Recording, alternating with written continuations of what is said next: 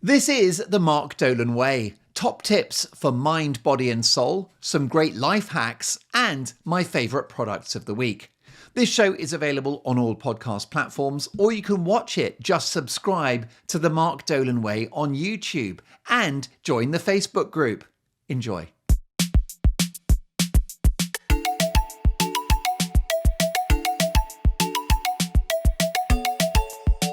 Hello and welcome to the show. I hope you are very well. Have you had a good week? It's going to be a snappy one today. Lots to get through. Should we start with the products of the week? Fabulous products of the week, and I'm praying that I haven't told you about this before. And it is an almond milk maker. Almond milk maker. So the issue is that almond milk is very expensive. It's ridiculous. If it's not on sale, my favourite brand of almond milk, which is Plenish, costs £3 for 1 litre. Forget it. That's not sustainable. So you'd need to be in the kind of independently wealthy category for that. Pop star Phil Collins was talking about his money and his wealth and stuff. And he said that the definition of when he realised he was rich is that he would go to the supermarket and not look at the price of things. How cool is that? So you just go in, you're like prawns, mango chutney, white bread. What a strange eclectic mix that is, by the way. That's not a wild night, is it? Prawns, mango chutney and white bread. But yeah, just goes into the basket. And I suppose if you're Phil Collins, or now latterly Ed Sheeran perhaps, some other pop star, famous actor, George Clooney. It'd be the same with cars, wouldn't it? You go to the car dealership, you just go, just give me the best one. I don't even care how much it is. Don't tell me how much it is. I don't want to know. But I cannot spend that much money on almond milk. Now, why do I have almond milk? Well, I don't go crazy with it because I do enjoy a bit of dairy. So I do have regular milk, which I know that there's arguments against having milk, but I think it tastes delicious. It's great in tea and coffee, and it's very good as a cold beverage on its own. There's a bit of protein in there, a bit of calcium, B vitamins. I think that milk gets a bad press. I don't go wild. I used to. When I was at university, I used to get teased for the amount of milk I used to get through. I used to buy these enormous, I think 5-pint carton. Took up half the fridge. But I like my milk. There's something comforting about it. But when I went low carb, I cut those carbohydrates in order to lose weight. I was out trying to get the carbohydrates down. So that involved not having bread, rice, pasta, potatoes, beer and sugar. All of the starchy stuff. Did I say potatoes? I think I did. But it also involved like looking at beverages that I would have. And milk is actually a little bit carby. So I had two compromises. I used to buy lacto-free, which is an excellent brand of milk here in the UK, which has half the carbohydrates of regular milk. So I do recommend people in Britain, if you want to go low carb, get the full-fat lacto-free milk, and it's much less carb. But the really low carbohydrate milk is almond milk. Almond milk is really low carbohydrate. And if it's a good almond milk and nicely made, it's not that different from regular milk. It doesn't have a strong taste. It doesn't taste of almonds really.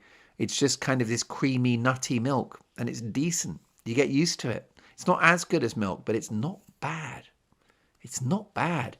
And if you really want to shave off a few more carbohydrates, especially if you drink a lot of milk, the carbohydrate content of almonds is negligible. But I've got to tell you, if you want to start a business and make a lot of crazy money for doing nothing, you should make almond milk, because you will not believe the ingredients.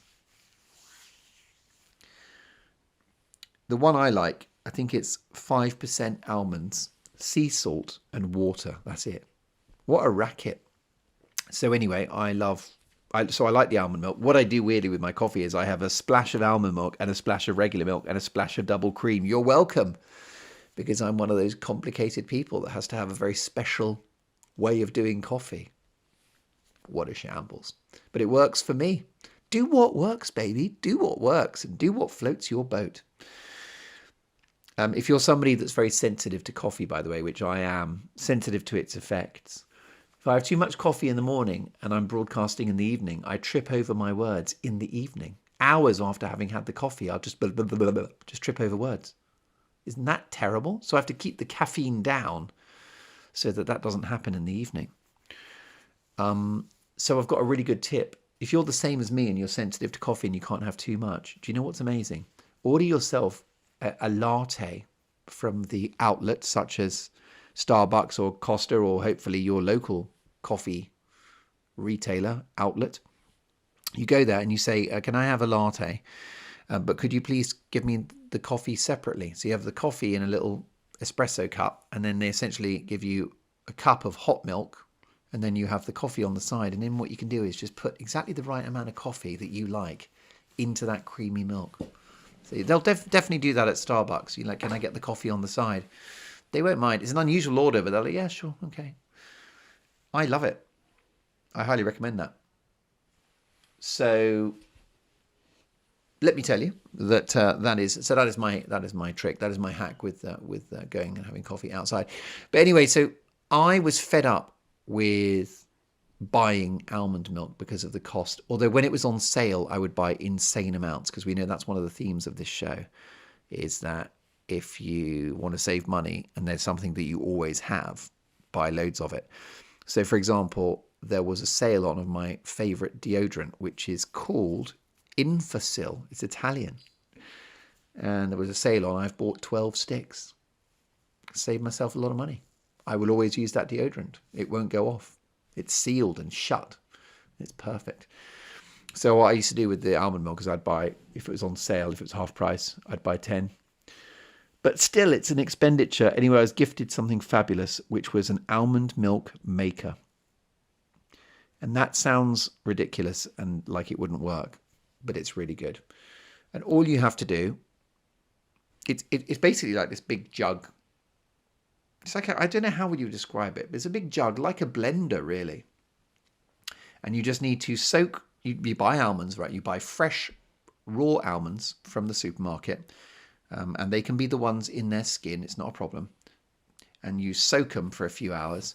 Then they go into this machine, and it basically, so you add water, and it just blitzes the almonds to such an extent that the almonds basically, they get crushed and they bleed into the water, and the water suddenly turns white, and it just magically produces this milk. The machine is very quick. I think the process is maybe like 1 minute or 90 seconds. And then you've got almond milk. And it's cost you a cup of raw almonds, which would be what? Cup of raw almonds. If you go to the right place, that could be per litre 50p, 60p, I would say. Not bad. Not bad. Definitely less than £1, way less than what it would cost you to buy in a shop. A little twist of salt in there is nice. I don't know why, it just brings out the almond a little bit. So it was a great gift. It was a great gift to give me something very practical that would save me money and give me mouth pleasure. Because honestly, almond milk's not a bad drink. And then what's clever is you get to keep the pulp, because there is pulp. As a result of the almond milk, you have pulp at the end of it. And with that, you can make cakes. And there's all sorts of recipes you can look at if you Google almond pulp recipes. Cakes, biscuits, you name it, or just eat it as it is. But there you go. So I'm really, really happy with that. That is the products of the week. This one is by Salter, who make scales normally, Salter. It's a kitchen brand as well as a bathroom brand. And I'm very happy with the scales that we've got. I've got electronic scales from Salter. I think I've got weighing scales as well for actual weight.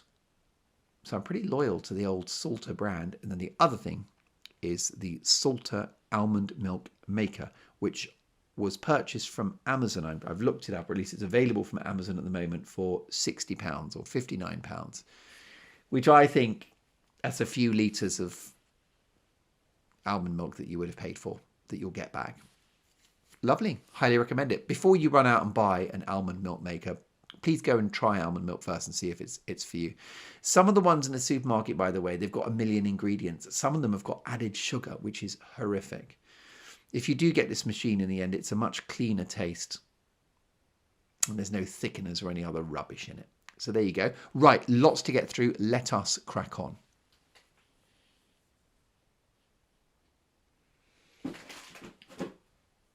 Yes.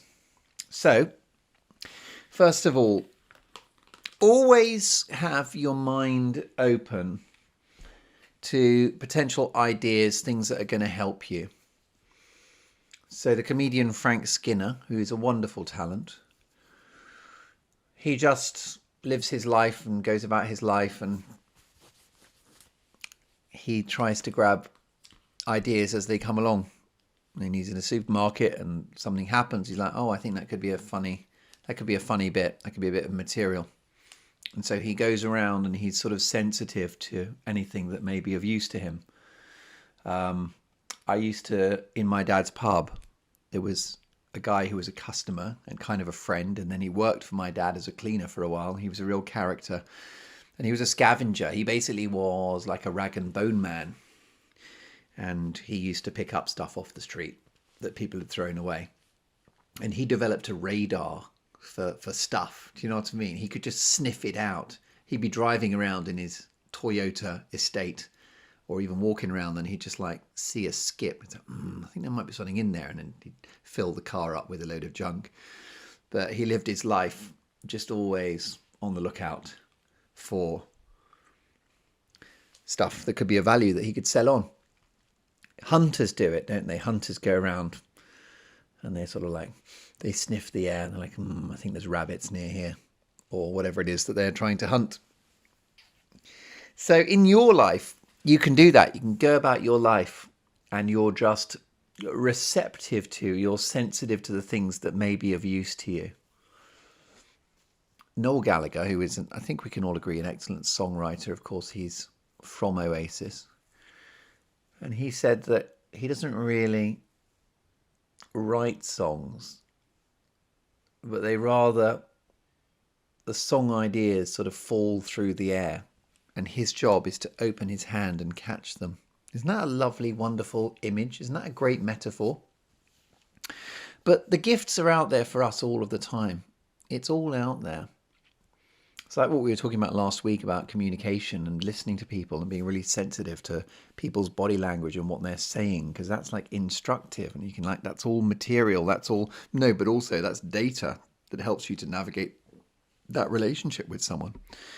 A friend of mine struggled for so long to quit smoking, completely addicted to smoking, couldn't stop, tried the willpower method, tried patches, tried this, tried that.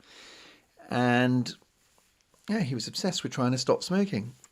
And he went into one of those, you know, those rubbish bookshops that sell discounted books. So it's not like a proper bookshop with actual books that people want. It's books that don't sell by sort of authors you've never heard of. And they look a bit like books by proper people, but the names are a bit different. So they kind of, a bit like a kind of supermarket own brand equivalent of literature. And these shops, these discount shops, they sell crayons and felt tip pens and craft as well, don't they? So they're kind of hedging their bets, this sort of shop. A few books, some paper, some card, maybe some Christmas decorations, fireworks, you know what I mean? Bit of a medley of things. And biographies of people you don't care about. And he was in the shop and he just spotted a book called The Easy Way to Stop Smoking. And because this was a discounted shop, maybe like half price or even less, he's like, oh, I'll give it a go. I tried it. Bang. He read that book by Alan Carr. We've talked about it on the show before. Never smoked again. Unbelievable. But it's interesting, isn't it? Because he was on the lookout. He was open to a cure, open to a solution for his smoking. And hey presto, a book comes along. But if he wasn't so focused on that, and if he wasn't on the lookout for a cure, then he might not have spotted that in the shop. Do you know what I mean? It just wasn't on his radar. He wouldn't have, whereas he saw quit smoking, he's like, bang, that's exactly what I need. And that very much happens in life. It's the same with, let's say you're single and you want to be in a relationship. Well, you can't go and hunt it down. That's very hard. But you can be open to a new relationship, and that would involve leaving the house, right? You're not going to meet anyone in your home, in your living room or in your kitchen, unless you've got some housemates who are gorgeous. And you get out there and you're open to things, and you go to a tango class and someone says, oh, we're making, we're doing homemade pizza around at ours tonight. Do you want to come around? You're like, yeah, I'm single, I've got time. There might be someone there. And you start openness, and that's how you facilitate meeting someone, is by being ready and creating those opportunities. So now that I'm doing this podcast, I'm forever looking for material for the show. And anything that happens to me during the week, I try to use it and share what I've experienced with you. And so I've got a few things that relate to that. But another thing happened. I was listening to a podcast the other day, and an advert came on during the podcast for another podcast, which I've got no interest in listening to. It sounded very boring. It was an advert for a podcast. But it featured a line from one of the guests. This was just like a clip of the podcast, which I won't be listening to. No disrespect, it just wasn't for me. But there was enough in this advert of use for me, for you guys. And someone just said, action is the antidote for fear. And I thought that was a brilliant line. I thought that is one of the best lines I think we've had on this podcast so far, right? Because we've done do bad work. That's a really good one, isn't it? Yes, last week we spent a lot of time, didn't we, on how it feels is not how it is. But action is the antidote for fear is absolutely brilliant. And when I heard that, I thought, bingo. I thought, that's exactly right. And it's very, very succinct. Action is the antidote for fear. So let's say that you're at a nightclub and you're afraid of dancing. You just get on that floor and you throw some moves. You wiggle that backside and you get out there. I often talk about skiing, don't I? And my struggles with it, because I did not grow up with skiing. So I learned it as an adult, which means I'll never get the hang of it and I'll always be slightly afraid of it, even though I enjoy it. But this year I got stuck slightly in the middle of nowhere on the mountains, and I wasn't quite sure which way to go. Oh God.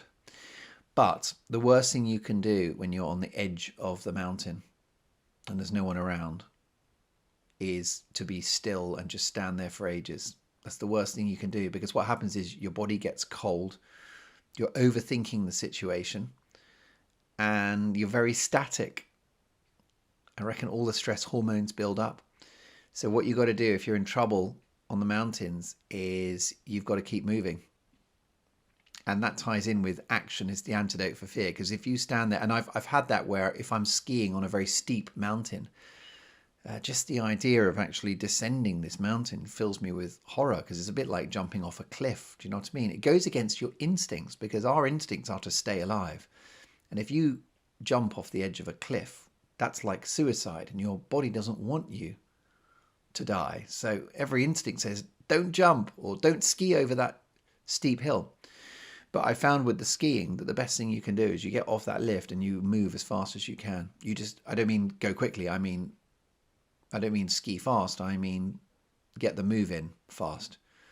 Don't just stand there thinking about it. And I did a winter sports TV entertainment show called The Jump, which involved it didn't involve show jumping. It involved ski jumping. You do jumping skis, ski jump. And again, the more you thought about it, the worse it got. You just get on with it, because that was terrifying. What you had to do is you had to do a ski jump, which involved climbing this massive staircase at the back of the ski jump, and you'd be carrying your keys. So you're like, this is maybe going to be, a little bit triggering for anyone Christian, but it's like Jesus carrying the cross. Carry these bloody skis up this staircase, knowing that you're then going to get to the top. Oh my God. And then you have to put the skis on, and then you have to sort of shuffle onto the actual jump, the top of the jump, ski jump thing. You sit down on this thin metal bar, and the guy next to you says, "Hey, Mark, okay, Mark, I'm going to give you a countdown, and then when it's a countdown, I want you to come off the bar, basically stand up, and then slide down, and then off the ski jump." And you're sat there on this bar looking down into the abyss. And he goes 3, 2, 1, and then your legs trembling. You have to come, you rise, you come off this bar, and then suddenly the skis just start to move beneath you. There's the skis scratching against the metal, and then you just, and the skis are in the actual track that you ski down is like, it's these deep grooves. So you can't like ski, or you can't move the skis around. The skis just go into these tracks and you just slide down. So once you're moving, there's no escape. You can't turn around and go, actually, I've changed my mind. It's like you're going down. You're going down whether you like it or not. But what I found with that is that people used to put it off, and I'd be like, I'll do it first. Let me go. And I was completely terrified. But action is the antidote for fear. It's just like, just get moving. And then when you did the jump, you're always fine afterwards. It was normally just the anticipation. There's that very good book that I've quoted before by Susan Jeffers called Feel the Fear and Do It Anyway. And that's very good advice. I am afraid, but that doesn't influence what I'm going to do, which is I'm going to do this scary thing.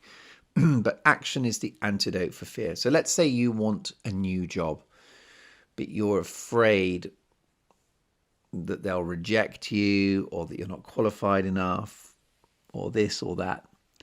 So do you know what? Just get your CV ready. Update it. Put it in the post. Fire off some emails. You won't be so afraid then. It's like, whereas you can sit there for 6 months thinking about doing something, afraid, and you never get around to it. So action, action, action. It's just doing the thing. And did you know something? Action is available to everyone. Okay, so not everyone has money. Some people do not have time. Some people don't have energy. But everybody has the potential for action. There's nobody that can't action something, because there's nobody that can't pick up a phone. There's no one that can't write an email. In most cases, if you're able-bodied physically, there's no physical action that you can't do, including skiing down a steep mountain, which is your worst nightmare, or doing a bungee jump. But if you're afraid of that bungee jump, it's fine. You just do it anyway. And you're afraid, but you just like put the harness on and just leap. It's action. It's that movement rather than being still, frozen in fear. So whatever it is that you're afraid of, I want you to use action as the medicine. Okay? The action is the cure. So think of fear as like a fever, like an influenza that you've got. And then the action is a couple of paracetamol or some other stronger medication that makes the symptoms go away. Action is also a lubricant. It's like the WD-40 sprayed onto the engine. But I thought it was brilliant. I didn't need to listen to the podcast. I just heard that quote from the advert, and that was enough for me. I thought, I've got what I need there. Action is the antidote for fear. How many more times can I say that? I think you know it's brilliant, and we can all learn from it. Action is the antidote to fear. Oh, I got to call this guy. Really fancy him. I've got his phone number. I can't do it. Just call him. You have that. Remember, not everyone has money. Not everyone has much time. Not everyone has enough energy, but everyone has the potential for action. Everyone. So just do it. Action, action, action, action, action. And with that, you create momentum, and the fear goes, and all is good with the world. What else is good? Oh, yeah. The dose makes the poison. So we've done a special show about seed oils, and they are called vegetable oils. And from my research, and in my view, they are not great for human health. Sunflower oil, rapeseed oil, corn oil, soybean oil, cottonseed oil. These are all industrially manufactured oils. And they use the word vegetable because it sounds healthy, but they're not. They're seeds.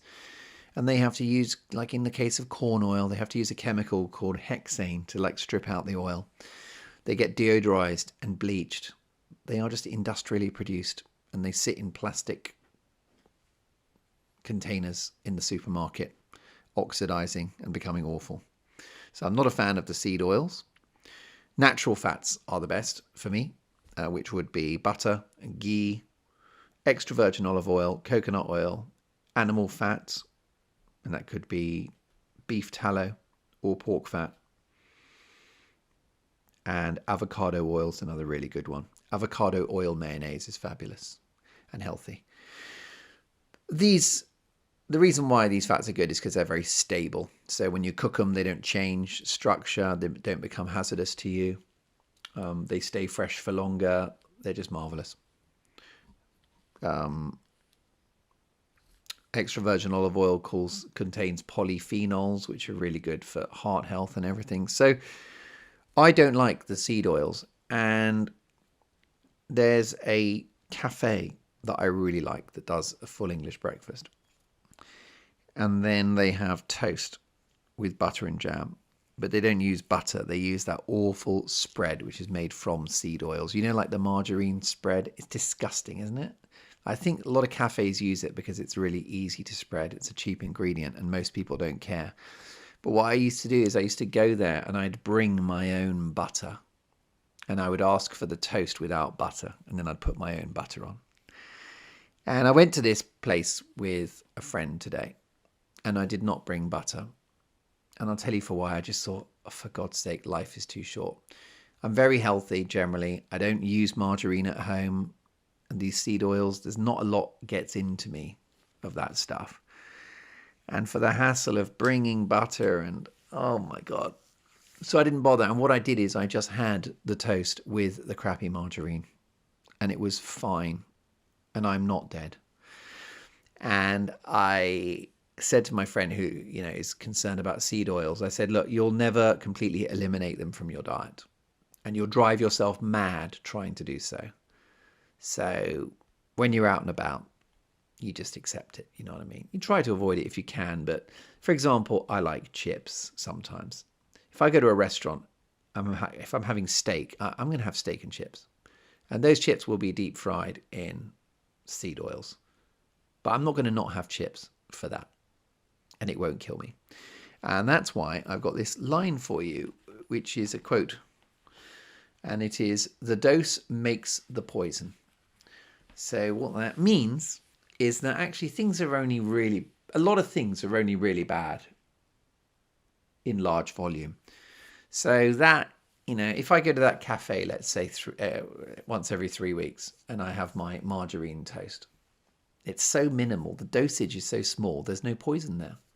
It's the same with alcohol. If you just drink occasionally, it's unlikely. I mean, that some people, the experts say every drink is bad. But if it's intermittent and occasional, you're reducing that dosage of poison so hugely. You'll probably be all right.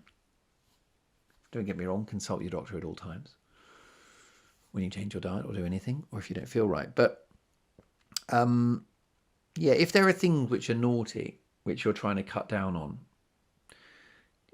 don't drive yourself completely mad. It's like I'm sugar-free, but if there's a birthday party and I'm given a bit of birthday cake and everyone's celebrating, I'll just eat the birthday cake.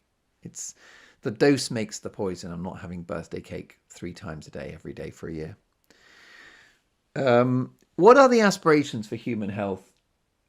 Well, I kind of have had a breakthrough on this week. What are we looking for? What do we want exactly? Do we want this perfect body? Do we want high energy? Do we want great skin, sparkling eyes?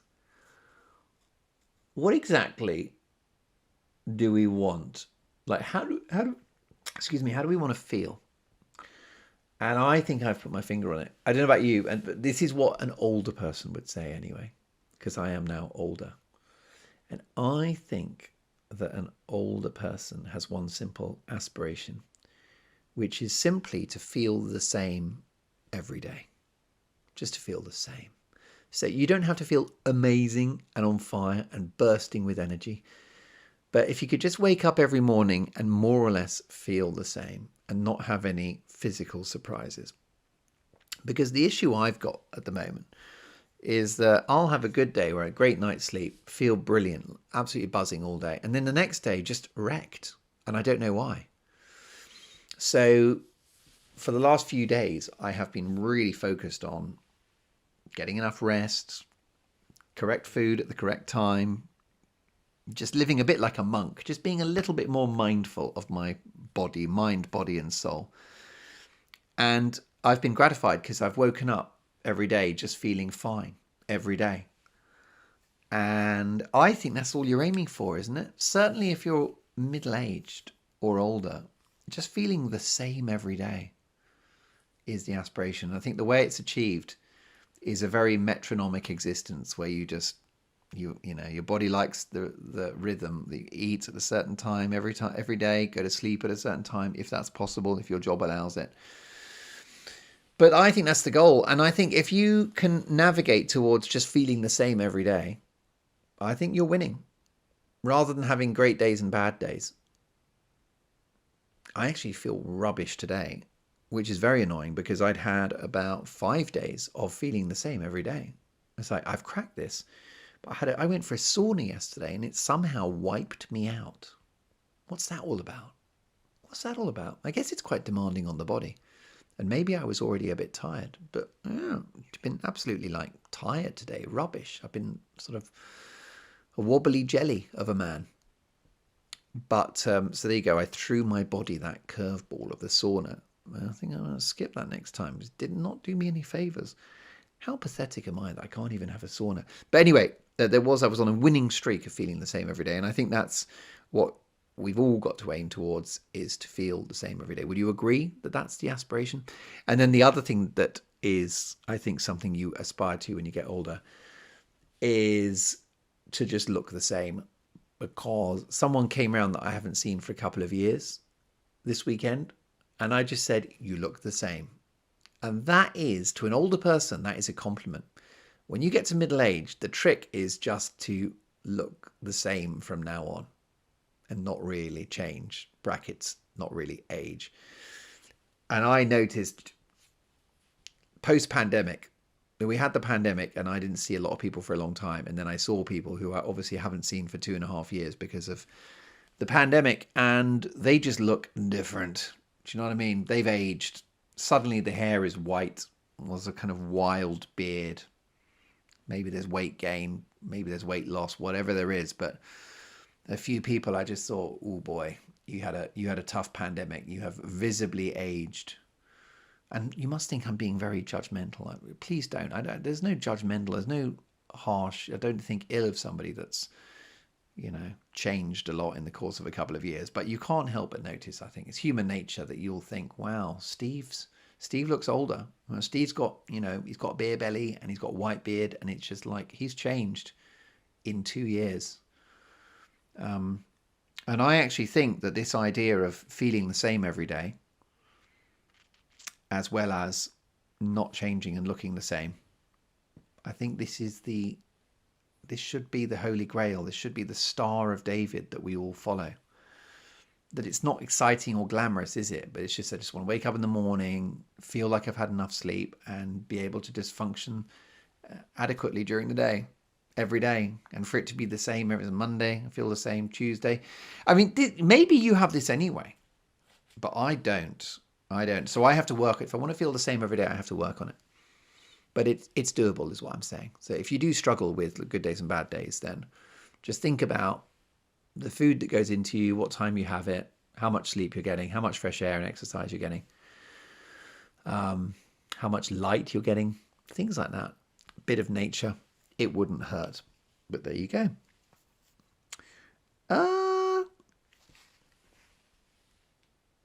Okay.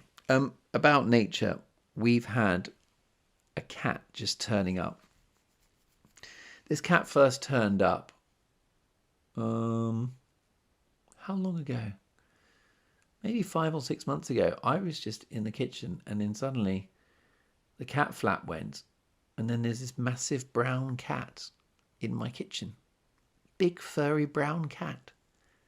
Just appeared. I just nonchalantly walked over to the food bowl and began eating without a care in the world, like butter wouldn't melt in her mouth. And this cat's lovely, and we already have a cat, so we're very mindful that this cat is not affected by the visitor cat. It's a wonderful thing for nature to come to you, isn't it? And we've enjoyed getting to know this animal, who we didn't have to go to a pet shop to buy, who we still don't own, but who comes to us and is a slightly semi-detached member of the family now. It's a lovely thing. So nature is great, isn't it? And I don't think that we, especially in our busy lives and people living in urban areas, we don't have a relationship with it. We don't connect with it. You're lucky if you live in London like me and then cats turn up and then you have squirrels outside and birds tweeting. So even in London, there is nature. But where possible, try to bring a bit more nature into your life. Can you get a walk in a green area once a day? If your schedule allows it, try and do that, because that will be so good for your mental and physical health. And that's my big thing for 2024 for me, is more walking. A couple of things I'm going to do this year is walk every day, which I did today, for about 45 minutes. I had some calls to make. So you kill two birds with one stone. You make the calls and you get your walk. Perfect.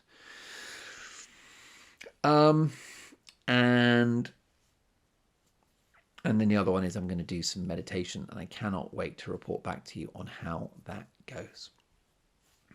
Folks, I think that brings us to the end of the show. Shall I leave you in anything? Are there any other little cheeky little tidbits that I can share before? Yeah, go on then. I'll finish on this, which is Judi Dench, who's a wonderful actress, and I saw a clip of an interview. Now, remember, like I said at the beginning of the podcast, I'm always looking for material for the show. And for some reason, material always seems to come to me. And that's because I'm open to it and looking to it. So it comes, just like that smoking book, Help My Friend. It came to him. And I just saw this clip of Dame Judi Dench. I didn't look for it. It popped up on Facebook. And she was on a talk show in the 80s. And she was talking about a situation comedy, a sitcom that she was in called A Fine Romance, that she starred in with her husband, who is a wonderful comedy actor whose name I've forgotten now. Something Williams. He was really good. He's sadly no longer with us. He's a good actor. His performances were very, very suffused with pathos. How can I not know his surname? How can I have forgotten Judi Dench's husband's surname? Something Williams. Not Ray Williams. I don't think so. I think we need closure. We're going to look it up. We're going to go onto this internet search device. Judi Dench husband. I think it was... See, that's the problem. I just remembered it just as I was writing it. Michael Williams. Wonderful actor. Judi Dench married actor Michael Williams in 1971. They remained together until his death from lung cancer in 2001. Their only child, daughter Finty Williams, was born in 1972 and became an actress. Through her daughter, Dench has a grandson who was born in 1997. It's good news to know that that family continues, because that's great DNA, I think you'll agree. And Finty, I think the daughter was called Finty because they were expecting a boy who they were going to call Finn, and then it was a girl, so they nicknamed her Finty. And the rest is history. He and she were in a sitcom together. It was a comedy, a very light, fun sitcom about a married couple who sort of, I think, fought quite a lot, but loved each other. But, you know, it was a sort of imperfect relationship, almost like an odd couple dynamic. But they did love each other, but they were like, had little problems along the way. And it was called A Fine Romance, which was, I think, an ironic title. Anyway, it was a big mainstream ITV sitcom. It did well. But Dame Judi Dench, her background before she did that was Shakespeare and the theatre and all these very grand roles. And when she decided she would do a very mainstream television situation comedy, people were horrified. They're like, you can't do that. You're a proper classical actress with credibility. You should be winning Oscars and stuff. You can't do a frothy TV sitcom. And she said, well, because I shouldn't do it, that's exactly why I want to do it. So she went against the grain of what people expected of her. And she went her own way. And she kind of broke the rules every time. This gives me an opportunity to very, very briefly mention Elton John. Because he had this amazing album, which was called the Elton John album, just called Elton John. That was the album. I highly recommend it. It's got Your Song on it, Border Song, and some other absolute classics, Take Me to the Pilot. My top 3 Elton John albums, it's called the Elton John album. No, it's just called Elton John. And you call that an eponymous album, don't you? Anyway, it was all strings. It was beautiful. It was arranged by James Newton Howard, produced by Gus Dudgeon. Lush string arrangements, orchestral. Beautiful, perfect, fabulous album. And then the next album was called Tumbleweed Connection, and Elton said, we're not going to do any of that violin stuff. We're not going to have the orchestral thing for the next album. He said, because if I do that, if I do a second album like that, then I'll be stuck with that image of being the orchestral guy.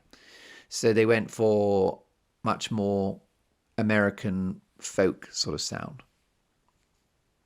And it's a completely different style of album was from one album to the next, so that he didn't get typecast, he didn't get stuck. And actually, if you look at his career, it's very eclectic. Can you believe that the guy that performed and wrote I'm Still Standing is the same guy that did Rocket Man? I mean, that's like different, sounds like a whole different genre, doesn't it? But that's it. You keep reinventing yourself. But what you do is you go against the grain. So for you in your life, don't get typecast. Do you know what I mean? Don't sort of have it that, oh, well, Bob is he's kind of like the marketing guy. So, well, look, if you want to do a bit of accountancy as well, you can do marketing and accountancy, or maybe you're creative, or maybe you're administrative. But break out of your straitjacket and go and do what you want to do and surprise people. Do not allow people to put you in a box, and don't put yourself in a box. When I worked in radio, I was a producer. And a couple of times, because I wanted to be on air, I wanted to broadcast, and a couple of times I managed to get on air as like a correspondent or some guest, whatever. I'd get on air and I'd be speaking. And someone else, one of the management came in and said, I don't like it when producers are on air. It doesn't sound right. I don't like it when producers are on air, so don't do that again. So I was absolutely horrified, because I just thought, well, why can't I be on air as well as being a producer? Why am I stuck with this, you are a producer and that is your purpose on earth, and then you have these other beings who are for on air? It's like, can't you do both? Or can't you be one or the other and then mix it up? And so I'm pleased to say that I proved those people wrong, and I became the producer that went on air. But it's human nature to just shove you in a box and keep you there. A lot of companies are quite happy to treat people like that. You get hived off into your little department. I like to mix it up a bit. I really must start my own business one day, because I've just got so many ideas about how to run the team and how to get the best out of people. The reason why I haven't done it is because it's the massive commitment that a business is, and payroll and expenses and salaries and admin and tax and legal stuff. Do you know what I mean? Ugh. So at the moment it's not attractive, but never say never. But yeah, I would, if I did have a business, I'd sort of like stir the pot occasionally and just say, right, well, listen, you guys are in the sales and marketing department, but I'm going to bring you in and you're going to do a week on production just to see how it works and see if you've got any talent in that department. Probably sounds really impractical, but I would allow the departments to have flow in and out, so that it's not, people are not hived off into one thing or another. I would say. But Yeah, there you go. So don't be boxed in. Surprise people with your choices. So maybe you're a butcher and then you say, oh, I'm quitting my job as a butcher and I'm now going to be an astronaut. That's fine. But then like, well, you're a butcher. We are a butcher now. And then I'll do the training. Then I'll be an astronaut. So then I was a butcher who became an astronaut. That's allowed. Don't worry about it. Do what you want to do. And was there a final aspect to this? Yes, Robert Altman. He is a famous Hollywood film director. He did MASH, which is kind of a medical war drama. And he did The Player, which was a satire about Hollywood. And he did Gosford Park, which is about the aristocracy, the English aristocracy in which century? I don't know. Maybe the 19th century, something like that. That won an Oscar. Anyway, a very successful film director. Very different types of films. Those three films I mentioned, completely different genres. You've got a period drama. You've got sort of like a war film on location. And then you've got something set in Los Angeles in the 90s, glittering Hollywood. Three very different types of film from one director. And he said that he was explaining how he chooses his next project. And he said, if there's a film and I do not know how to make it, if there's a film and I don't know how to make it, that is going to be my next film. So he would always choose a project where he did not know how to do it. That was the criterion. So he'd look at the project and go, I've got no clue how to make that, so let's do it. And if he saw a script or a project that he could make and knew how to make, he did not do it. So he always challenged himself and always surprised both himself and the people around him by taking projects that he couldn't do or wouldn't know how to. And that taps into another thing, which is a big part of this show, which is that, like Robert Altman, and that's what he demonstrates, is that I don't know how to make it, and then he does make it, is that if you don't know how to do something, you're not sure, it's amazing what resources will be deployed to help you get across the line. That we all underestimate ourselves and underestimate our ability to actually get through something and deliver. I always use exams as an example of that. That I would go into an exam thinking I know nothing about this subject.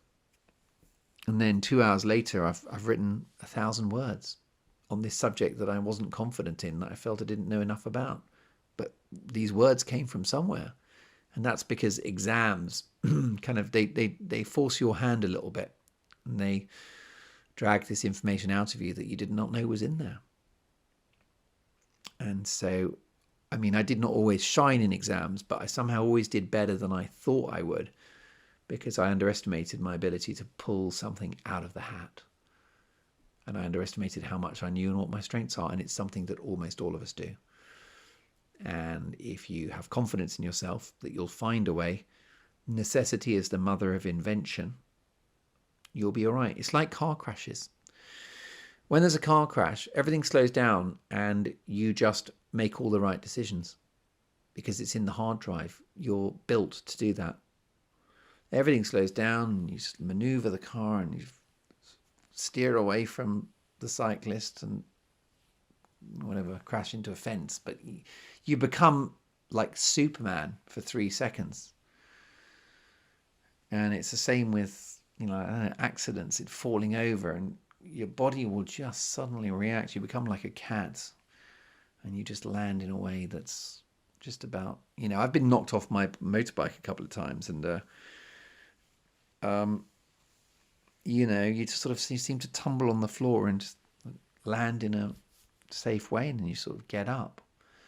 And that's because a whole subconscious thing is deployed to help you manage this situation. So there you go. Folks, it's been great to chat. Thank you for your company. Lots more to come in the next episode, including life is far easier than you think. So go and have a great week. Don't be put in a box. And aim to feel the same every day. Try to do that for 7 days. And I hope it's a roaring success. I'm sure it will. Lots of love. Ciao for now. If you're enjoying the show, tell your friends, tell your family. Please give an honest review. And I'll see you in a week's time. Bye-bye.